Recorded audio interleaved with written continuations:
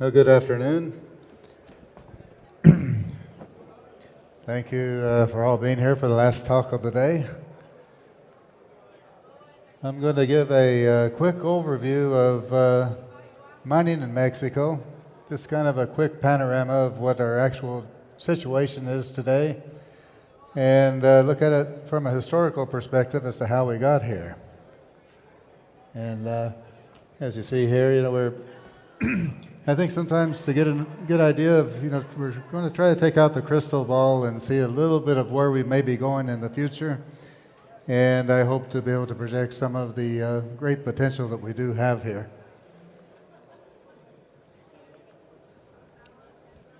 Let's see, does this work?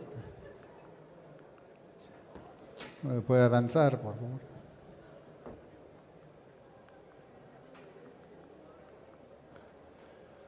Okay, well, today we're in a unique situation where we've got record high prices for metals, including precious metals and base metals. We just today, so gold was at $23.77, silver was over $30 an ounce, and copper was at $4.74. And there's a upward tendency to all of this. There's a long ways to go yet. And in spite of the high metals prices, resources stocks are down at near 20-year lows. They're starting to move a little bit, but we really don't see as much excitement in the investment community for resource stocks as you would expect with these high prices. And then the other thing that's a curious development is the Mexican peso is the strongest currency worldwide versus the US dollar. So we still have a lot of the mining companies are getting hurt by the strong peso, and at the same time the inflation. You have a high rate of inflation in Mexico, plus you have a strong peso, so the dollar metals that are being bid in dollars prices aren't producing the same buying power as they would have had otherwise. Let's see, here. And the other situation we're in right now is we have many good projects, many good mining projects here in Mexico that are at a relatively early stage of development.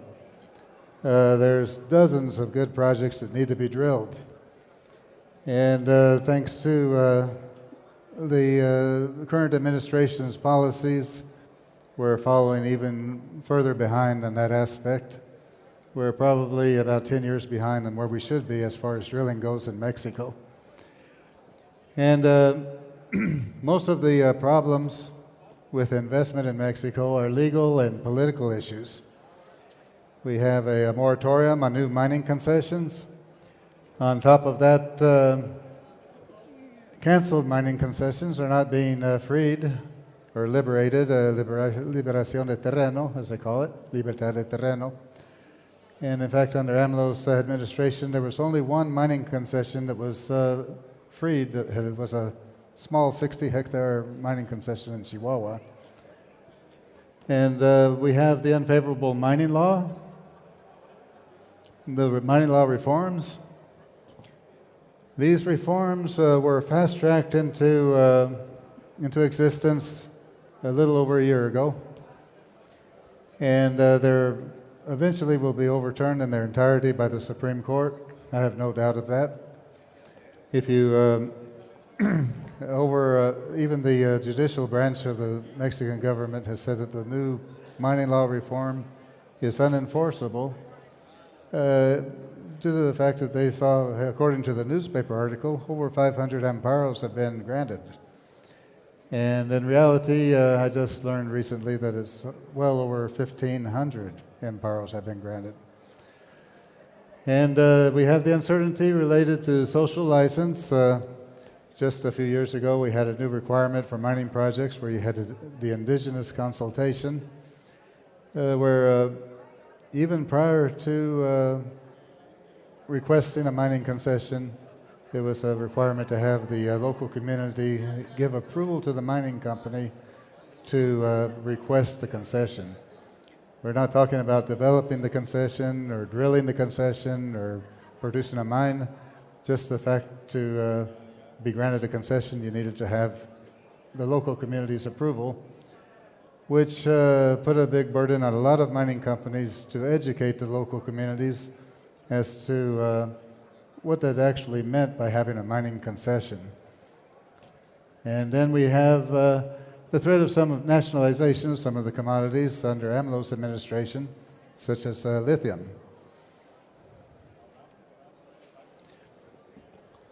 So, and there's other items here as well right now that are affecting investment in mining. We have the cartel-related violence, which has been a significant problem here in Mexico over the last, I would say probably the last 15 to 20 years.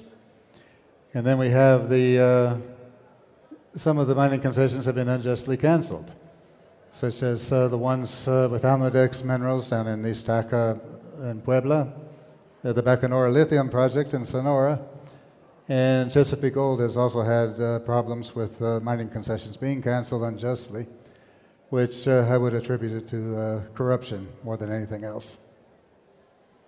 So it looks like a pretty bleak picture there in a lot of ways as far as the actual situation that we're in right now. But if you look at how we got here, the modern mining industry really got its start during the administration of Salinas de Gortari. And he brought in NAFTA, the free trade agreement. He established the current mining law, which is in effect. It's considered to be one of the best mining laws worldwide. It very clearly states all the procedures and requirements and what the mining companies need to do to operate here. And he also modernized much of Mexico. He established the 4-lane highways and the toll booths, maquiladoras. He completely converted the poverty-stricken border areas into vibrant communities with the maquiladoras, and just general modernization. He applied a neoliberal type politics with relying more on free market, free capital market control over the economy, and little government intervention. So after Salinas, let's see here, his reforms brought in a lot of investment. We had well over 100 foreign mining companies come into Mexico to initiate exploration projects. But it was fairly short-lived. By the mid-90s, we had a couple of crises. In '94, we had the tequila crisis, where the Mexican peso devaluated by a little over 50%. We have the Briex crisis in '96, where the Briex scandal hit, where it was a fraudulent claim of one of the largest gold discoveries in the world. It turned out not to be true. And at the same time, the global markets started slowing down. The price of gold and silver started going down. And everything combined to give us about a 7-year crisis going from 96 all the way up until about 2004.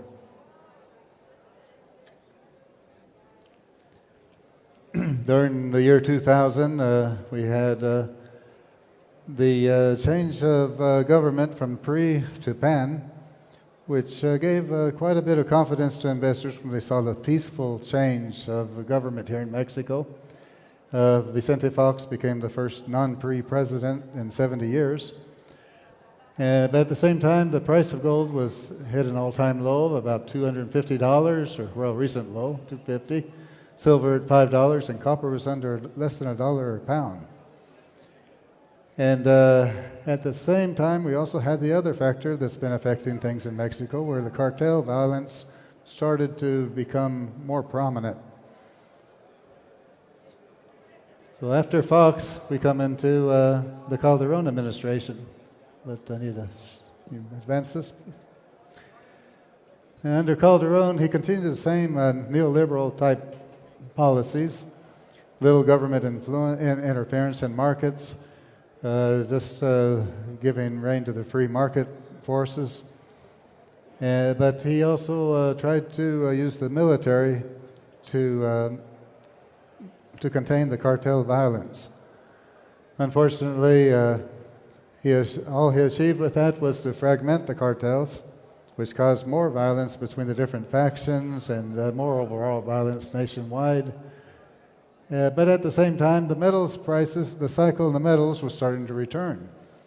And after the long downturn through the mid-90s all the way up until the mid-2000, metals prices started to come back. We had another 7-year cycle of improving metals prices each year, little government interference in the industry. And by 2012, the foreign investment in Mexico in exploration, mining exploration in Mexico, hit a all-time high of $1.2 billion.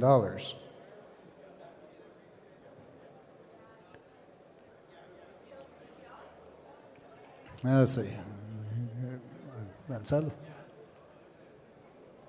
Right at that time, we just hit our all-time highs. The PRI came back into control again under Enrique Peña Nieto. And seeing the large inflow of foreign capital coming into the mining sector, he decided to implement the infamous royalty tax of 7.5% on mine production, plus an additional 0.5% on the sales of precious metals. Unfortunately, right when he did that, we had the gold's Black Monday on April 15th, and the price of gold just plummeted 9%, silver dropped 11%, and we went into another major down cycle of the world economy, and our foreign investment in mining exploration in Mexico dropped to 50% of what it was the prior year. We went from $1.2 billion high in 2012 to about $600 million in 2013.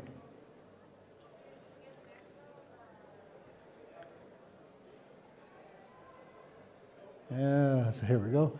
Under that scenario, that's when we had a major political shift with AMLO. Prior to AMLO, Salinas de Gortari, we had Felipe Calderon, Fox, we had Cedillo, which I skipped, Fox, Calderon, Peña Nieto.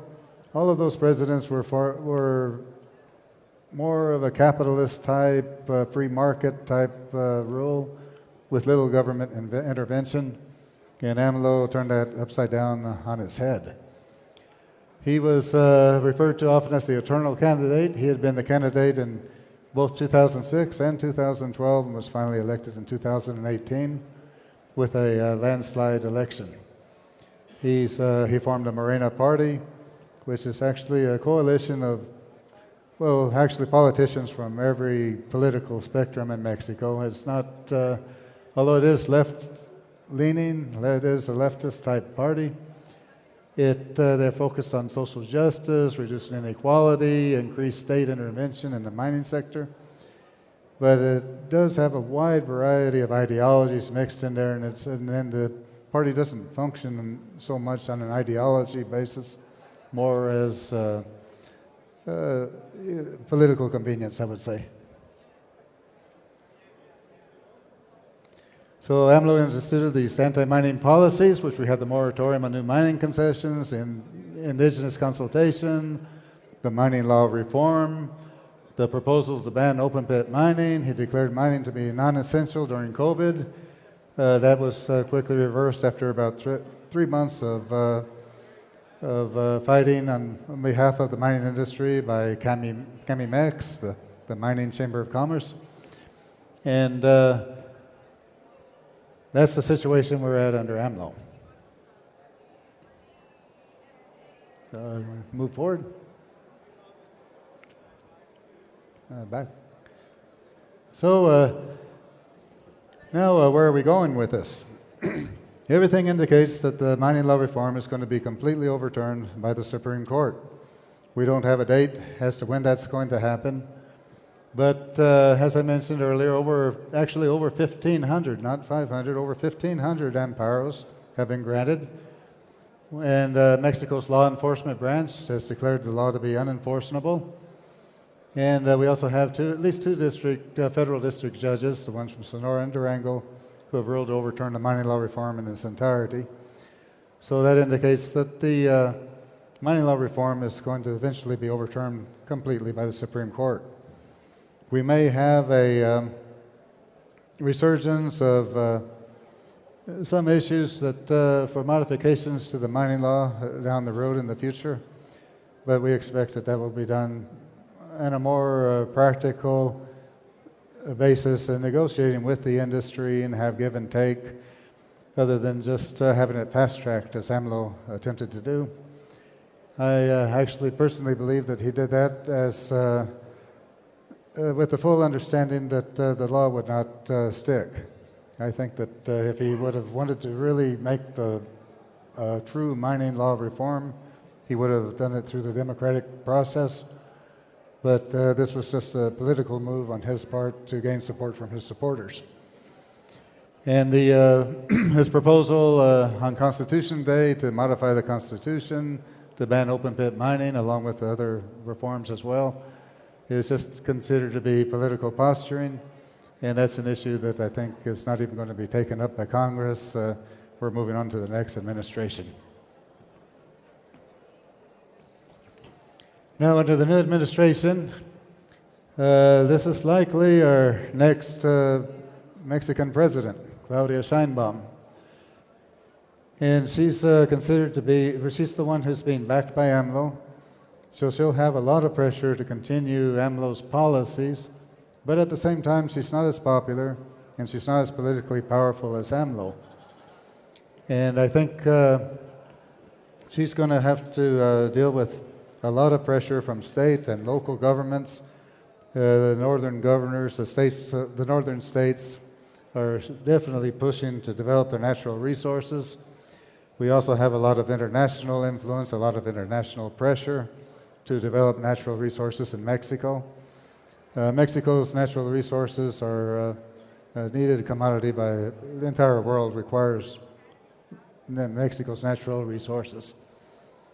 So most analysts believe that Claudia will be more open to negotiations than AMLO, a little more practical, and she does have some business experience in the private sector.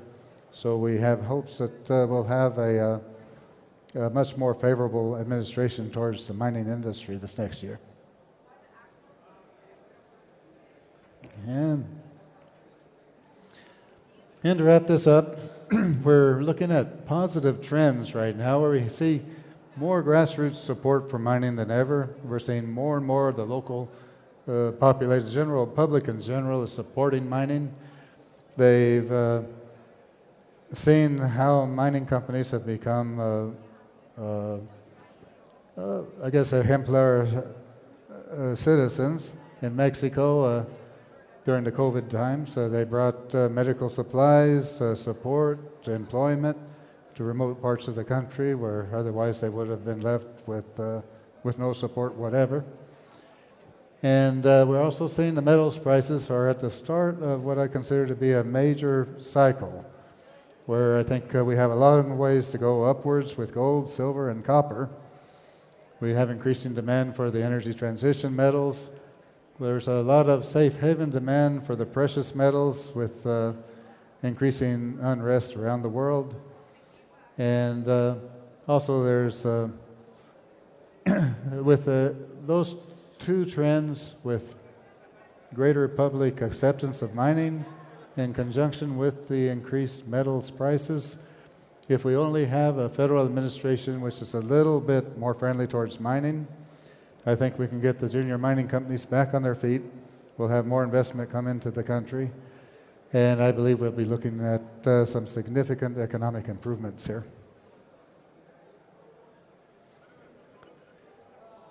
So that's the conclusion. I believe that we're looking at something, mostly a positive scenario right now.